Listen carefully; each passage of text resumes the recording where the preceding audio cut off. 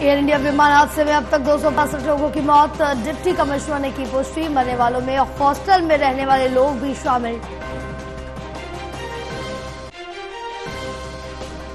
हादसे को लेकर पीएम मोदी ने गहरा शोक किया व्यक्त। सुबह 8:30 बजे घटनास्थल पर जा सकते हैं पीएम मोदी, लेंगे हालात का जायजा।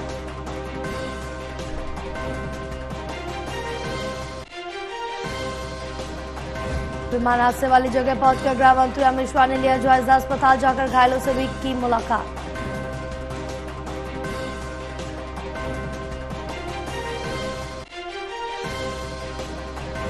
अहमदाबाद विमान हादसे में एक यात्री जिंदा बचा। कहा टेक ओवर के करीब 30 सेकंड बाद जोरदार आवाज आई और विमान जमीन से टकरा गया।